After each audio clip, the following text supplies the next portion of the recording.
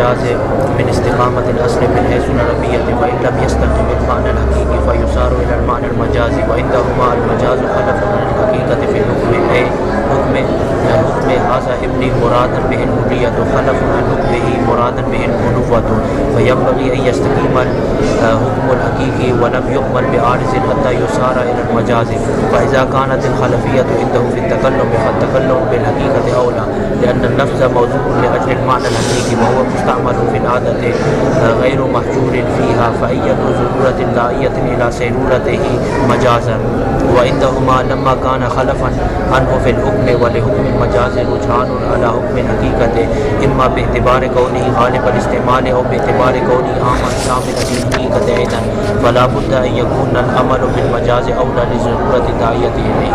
اچھا، اب یہ وہ بالجملہ سے خلاصہ کلام نکالتے ہیں. کہتے ہیں ماقبل میں جو ہم نے تفصیل آپ کو بتائی اس کا خلاصہ یہ ہوا کہ حضرت امام اعظم رحمۃ اللہ علیہ کے نزدیک لا بد لصحت المجاز من استقامت الاصل من حیث العربیت، کہ اصل عبارت جس سے آپ معنی حقیقی چھوڑ کر معنی مجازی کی طرف جائیں گے تو مجاز کے لیے شرط یہ ہے کہ اصل عبارت جو ہے وہ من حیث العربیہ من حیث الترکیب صحیح ہو. تکلم میں خلیفہ، تو تکلم کا مطلب کیا کہ وہ کلام من حیث العربیت صحیح ہو. اگر کلام من حیث العربیت غلط ہے تو پھر وہ لغو ہے، وہ کلام مجازی معنی مراد نہیں ہے، پھر حقیقت تو ویسے بھی نہیں، تو مجاز بھی نہیں لے سکتے وہاں پر کہ وہ کلام من حیث العربیت صحیح نہیں ہے. اچھا، تو اب جب من حیث العربیت صحیح ہو جائے کلام اور پھر معنی حقیقی وہاں پر نہیں بنتا کسی عارض کی وجہ سے، تو پھر کیا کریں گے؟ مجاز کی طرف چلیں. اس لیے کہتے ہیں وہ لم یستقم المعنی الحقیقی، اگر من حیث العربیہ کلام صحیح ہے اور معنی حقیقی کی استقامت نہیں ہے وہاں پر، تو پھر کیا کہیں گے؟ فیصار الی المعنی المجازی، پھر معنی مجازی کی طرف ضرورت ہو جائے گی. یہ تو حضرت امام اعظم رحمۃ اللہ علیہ کے نزدیک ہو یہ شرط ہے مجاز کے لیے کہ من حیث العربیت کلام صحیح ہو. وعندہما صاحبین فرماتے ہیں کہ مجاز خلیفہ ہے حکم میں، حقیقت کا خلیفہ ہے، اس لیے کہتے ہیں خلاف الحقیقت فی الحکم. اچھا، تو اب وہ جو پہلے عبارت اس نے وہ لہٰذا ابنی والی، کہتے ہیں مطلب یہ ہے کہ حکم ھذا ابنی مرادم بہ الحریۃ، کہ یہ جو ھذا ابنی والی عبارت تھی معروف النسب کے لیے جو وہ کہہ رہا تھا ھذا ابنی، اگر ھذا ابنی کا لفظ بول رہا ہے کوئی بندہ اور مراد اس سے معنی مجازی لے رہا ہے کیا؟ حریت، ھذا حر، تو اس کے لیے شرط کیا ہے؟ یہ خلیفہ ہے کس سے؟ خلف عن حکمہ مرادم بہ البنوۃ. سمجھائیے، یہ اس کے حکم سے خلیفہ ہے کہ ھذا ابنی بولو، اور ھذا ابنی کا جو حکم ہے اپنا حقیقی معنی کیا کہ میرا ہی بنے. سمجھائیے، تو یہ وہ جو اپنے حقیقی معنی کا حکم ہے، یہ مجازی معنی جو ھذا حریت ابنی سے حریت مراد لیتے ہو، یہ اس کا خلیفہ ہے اس حکم میں. سمجھائیے، ھذا ابنی سے جب مراد لیتے ہو کیا؟ مجازی معنی حریت، یہ خلیفہ ہے کس کا؟ ھذا ابنی کا. کون سے ابنی کا؟ وہ جو مراد لیتے ہو اس سے بنوت، حقیقی معنی اس کے حکم کا. سمجھ میں آ گئی ہے؟ تو اب کیا چاہیے بھائی، جب وہ حکم میں خلیفہ مانتے ہیں تو فینبغی ان یستقیم الحکم الحقیقی، تو صاحبین کے نزدیک ضروری بات یہ ہو گئی ہے کہ ہونا یہ چاہیے کہ حکم حقیقی وہاں پر صحیح ہو. کیوں؟ کہ اگر حکم حقیقی صحیح نہیں ہے تو اصل موجود ہوا، تو جب اصل نہیں تو اس کا خلیفہ کدھر سے آئے گا؟ آئی سمجھ؟ لیکن تو صحت یعنی حکم حقیقی کی صحت یہ شرط ہے کس کے لیے؟ صاحبین کے نزدیک مجاز کے لیے، کہ حکم حقیقی وہاں پر صحیح ہو تو پھر مجاز اس کا خلیفہ بن سکے گا اگر حقیقت سے کوئی معنی آ جائے۔ صحیح تو ہے، صحیح کا مطلب کیا ہے؟ یعنی ممکن ہے، تو وہ امکان کو تو وقوع لازم نہیں ہے نا، وہاں کوئی عارض آ گیا منع ارادہ کرنے سے، معنی آ گیا کہ حقیقی معنی مراد نہیں لے سکتے، صحیح تو ہے، اگر مراد لیں گے تو صحیح ہے، لیکن معنی کی وجہ سے ارادہ نہیں کر سکتے ہو، تو جب ارادہ نہیں کر سکتے ہو تو آپ کدھر جائیں گے؟ چلے جائیں، کیونکہ اصل تو صحیح۔ ہاں اس لیے کہتے ہیں کہ فینبغی یعنی فیشترط، صاحبین کے نزدیک شرط ہے کہ ان یستقیم الحکم الحقیقی، کہ حکم حقیقی صحیح ہو، لیکن ولم یعمل بعارض، اس کو عمل اس لیے نہیں دیا گیا کہ کوئی عارض آ گیا، کوئی رکاوٹ آ گئی ہے، ہمیں آئیے حتی یصار الی المجاز، تو اب ضرورت ہو مجاز کی طرف ہو جائے گی۔ تو مطلب یہ ہے کہ دیکھو اب کتنا بڑا فرق ہو گیا، امام اعظم کے نزدیک تکلم فی العربیت، کلام کی عربیت صحیح ہونی چاہیے، صاحبین کے نزدیک عربیت کی بات نہیں ہے، وہ تو کلام میں خلیفہ مانتے نہیں نا، تکلم میں کہتے ہیں ہم حکم میں مانتے ہیں تو ہمارا کام حکم سے ہوگا،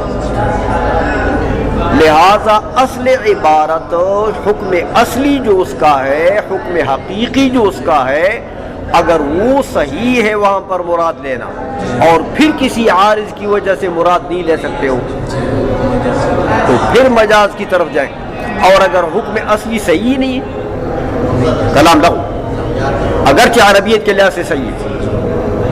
آئی سو میں اچھا، فَإِذَا كَانَتِ الْخَلَفِيَّةُ عِنْدَهُ فِي التَّكَلُّمِ، تو اب آپ نے پڑھ لیا کہ امام صاحب کے نزدیک خلفیت کس میں ہے؟ تکلم میں، اس لیے امام اعظم فرماتے ہیں کہ جب بات ہے کلام کی تو کلام میں آپ دیکھیں کہ اگر میں لفظ العربیہ صحیح ہے اور اس کا حقیقی معنی مستعمل ہے، مہجور نہیں ہے، تو کلام بھی میں لفظ العربیت صحیح ہے، اس کا حقیقی معنی بھی مہجور نہیں ہے، تو پھر کیا ضرورت ہے مجاز کی طرف جانے کی؟ کوئی ضرورت ہے؟ کلام میں لفظ العربیت بھی صحیح ہے اور اس کا اپنا حقیقی معنی کیا ہے؟ لیس بمحجورن، تو یار ایسے مجاز کی طرف جاتے ہو بلا ضرورت، حقیقت کو کیوں چھوڑتے ہو؟ یعنی کلام میں لفظ العربیت صحیح ہے تو آپ حقیقی معنی مراد لے سکتے ہیں، سمجھ آئیے؟ اچھا، تو جب حقیقی معنی مراد لے سکتے ہیں اور حقیقت کیا ہے؟ مستعمل، تو اب تمہارے پاس کوئی راستہ ہے مجاز تک جانے کے لیے؟ کوئی ضرورت ہے؟ اس لیے فرماتے ہیں کہ فَالتَّكَلُّمُ بِالْحَقِيقَةِ اولا، تو تکلم بالحقیقت ہاں کہ حقیقی معنی مراد لے لیں یہ اولا ہے، لأن اللفظ موضوع لأجل المعنى الحقیقی، کہ لفظ کی وضع معنی حقیقی کے لیے، وهو مستعمل فی العادت غیر مہجور فیہا، عادتاً وہ معنی حقیقی مستعمل ہے، مہجور تو نہیں ہے، تو جب مہجور نہیں ہے تو فَأَيَّةُ ضَرُورَةٍ دَاعِيَةٍ إِلَى صَيْرُورَتِهِ مَجَازًا، تو ضرورت کون سی ہے مجاز کی طرف جانے کی؟ اس لیے امام اعظم فرماتے ہیں کہ حقیقت مستعملہ اولا ہے، کس سے؟ مجاز متعارف سے، کہ مجاز کی طرف جانے کی ضرورت نہیں ہوئی، کیوں بھاگتے ہو؟ وعندهما لما كان خلفا عنه في الحكم، ہاں وہ چونکہ حکم میں خلیفہ ہے. وَلِحُكْمِ الْمَجَازِ رُجْحَانٌ عَلَى حُكْمِ الْحَقِيقَةِ. دیکھو جب حکم میں خلیفہ ہے، حقیقت والا حکم کیا ہے؟ اصل. مجاز والا حکم کیا ہے؟ مجاز فرع. تو کہتے ہیں یار اب یہ تو ٹھیک ہے، یہ ایک حکم حقیقت ہے، ایک حکم مجاز ہے، لیکن اب عرف میں استعمال میں دیکھو کہ کس کو ترجیح ہونی. حکمین تو دونوں ہیں، یعنی اس لفظ سے آپ مراد دونوں لے سکتے ہیں، کیوں کہ حقیقت بھی تو مستعمل ہے. تو صلاحیت تو لفظ میں دونوں کی ہے، لیکن ترجیح صاحبین کس کو دیتے ہیں؟ مجاز کو. کس لحاظ سے؟ غلبہ استعمال عرف سے. سمجھئے؟ اس لیے کہتے ہیں وَلِحُكْمِ الْمَجَازِ رُجْحَانٌ عَلَى حُكْمِ الْحَقِيقَةِ، کہ مجاز والا حکم جو ہے اس کو ترجیح ہے حقیقت کے حکم سے. اما بے اعتبار کونی غالب الاستعمال، یا تو اس لحاظ سے کہ وہ عرف میں غالب الاستعمال ہے. مجاز تو غالب، حقیقت تو غالب الاستعمال نہیں ہے نا، وہ تو صرف مستعمل ہے. اگر مجاز لیا جائے اور اگر عموم المجاز لیا جائے تو او بے اعتبار کونہ عاما شاملا للحقیقت ایضا، یا ایسے اعتبار سے کہ عموم المجاز ہے تو حقیقت کو بھی شامل ہے، تو بس وہ عام لے لو یار. سمجھ آئیے؟ تو فلا بد ان یکون العمل بالمجاز اولا للضرورت الداعیۃ الیہ. اس لیے وہ کہتے ہیں صاحبین کہ بھئی مجاز اولا، کیونکہ یہاں پر ضرورت داعیہ پیدا ہو گئی ہے اور ضرورت وہ ہے کہ ترجیح دے دی ہے عرف نے، استعمال غالب نے ترجیح دے دی ہے کس کو؟ چلو جی.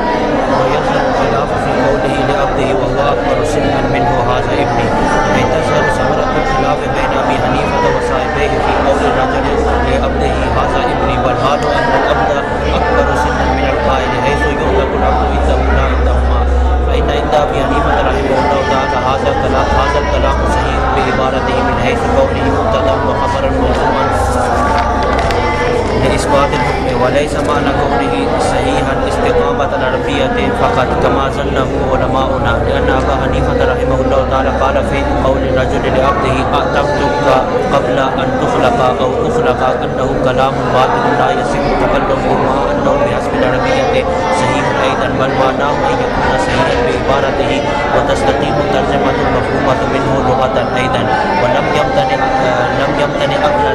فقوله أعتقتك قبل أن تخلق أو أخلق ليس كذلك بخلاف قوله هذا ابني، لأنه صحيح مع ترجمته، وإنما الاستحالة جاءت من أجل أن المشار إليه أكبر من القائل. ولهذا لو قال الأب الأكبر مني العبد الأكبر مني ابني لغا هذا الكلام. ہو گیا؟ اچھا اب اس متن میں فرماتے ہیں کہ وَيَذَرُ الْخِلَافُ فِي قَوْلِهِ لِعَبْدِهِ وَهُوَ أَكْبَرُ سِنًّا مِّنْهُ هَذَا ابْنِي. کہتے ہیں حضرت امام اعظم رحمۃ اللہ علیہ اور صاحبین کے درمیان جو اختلاف ہے نا،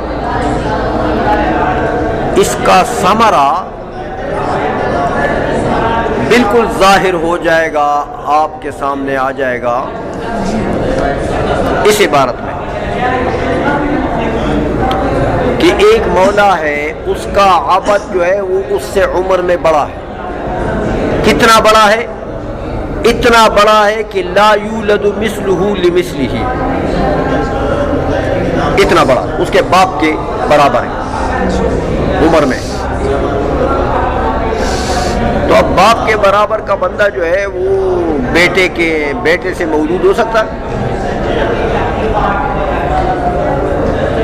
اتنا عمر اس کی عمر اتنی زیادہ. تو یہ مولا چھوٹا ہے عمر میں، یہ اس کو کیا کہہ رہا ہے؟ ھذا ابنی، ھذا. اس لیے کہتے ہیں تظہر ثمرۃ الخلاف بین ابی حنیفہ و صاحبہ فی قول الرجل لعبدی ھذا ابنی، والحال ان العبد اکبر سنا من القائل. حال یہ ہے کہ عبد تو اس کے باپ کے برابر ہے. اب کیا ہوگا؟ یہ جو لفظ اس نے کہا، فرماتے ہیں کہ حضرت امام اعظم کے نزدیک عبد آزاد، عبد، کیونکہ کلام ھذا ابنی میں نے اصل عربیت صحیح ہے کہ نہیں ہے، مبتدا خبر بن رہے ہیں، اور اس کا لغوی ترجمہ مراد لینا بھی ٹھیک ہے، لیکن معنی آ گیا. لغوی معنی سے مراد لینے سے، ارادہ کرنے سے کیا گیا کہ وہ اس کے باپ کے برابر ہے.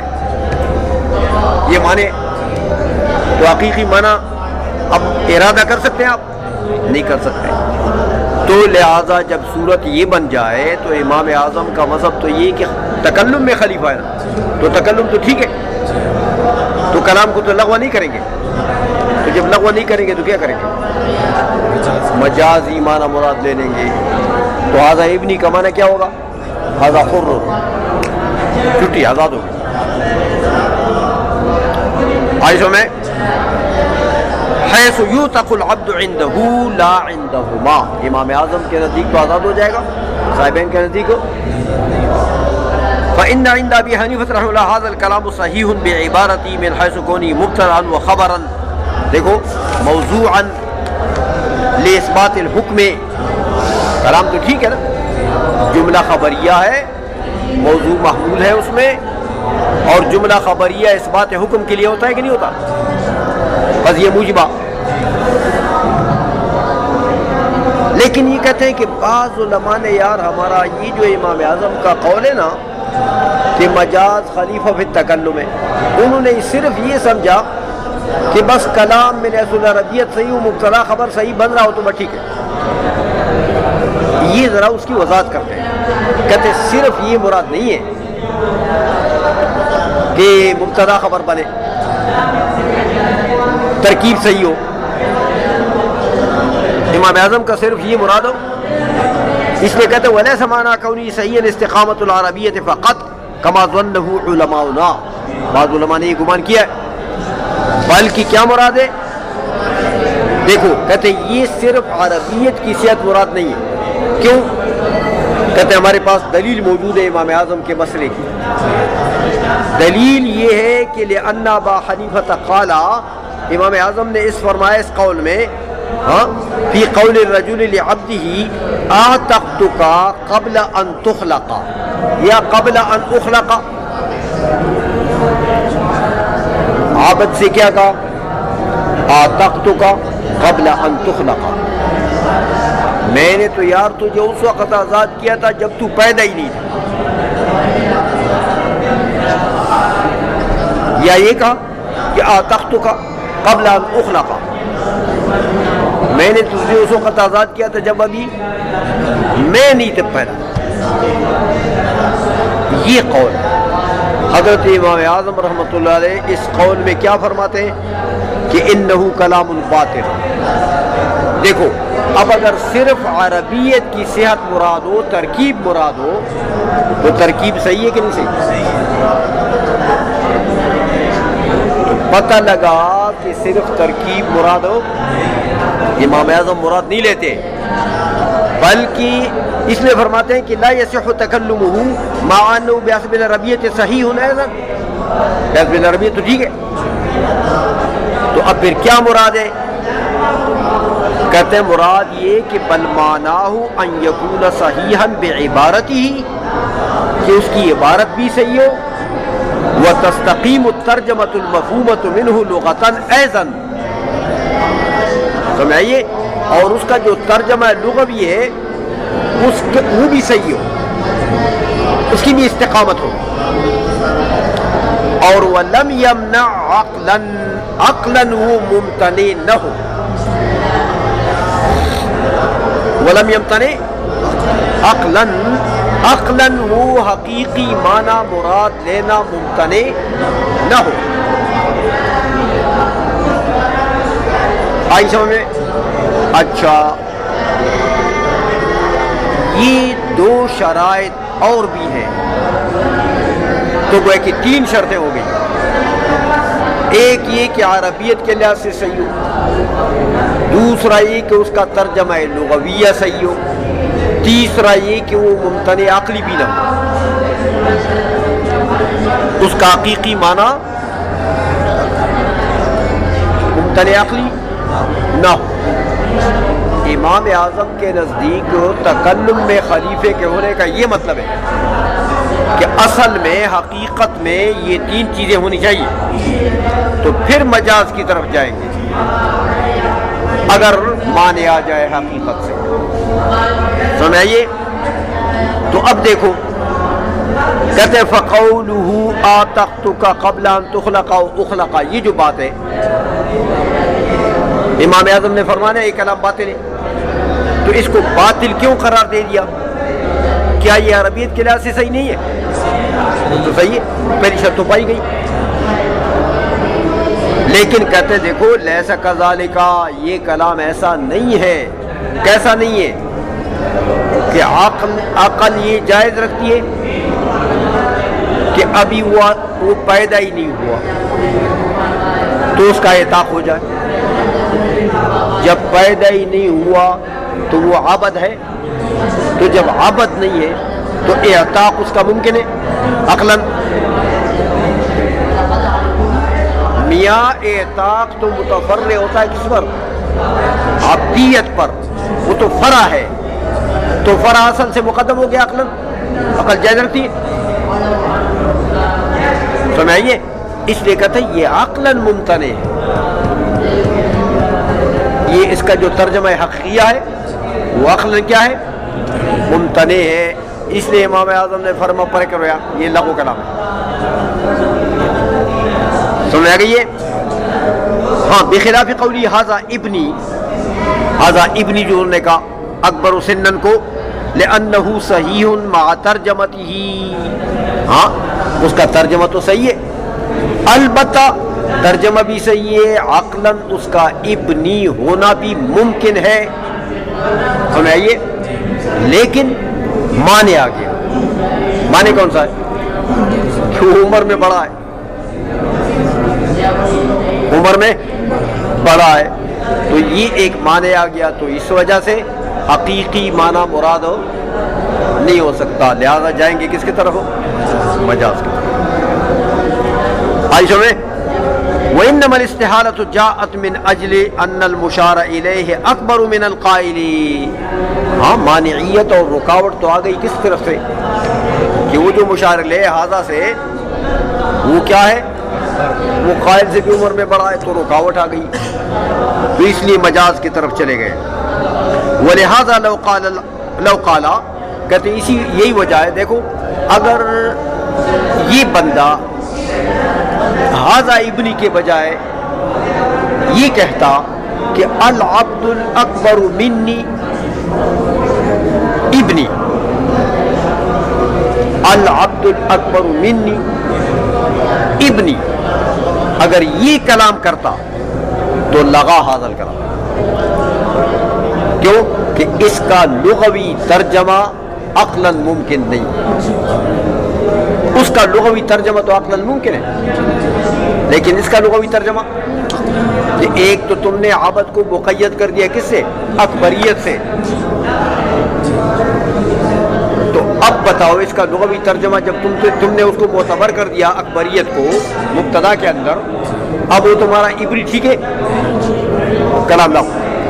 برخلاف یہ کہ ھذا سے اشارہ کر دو کسی کی طرف، تو ھذا سے اشارہ تو اکبر کی طرف ہو سکتا ہے، اصغر کی طرف بھی ہو سکتا ہے.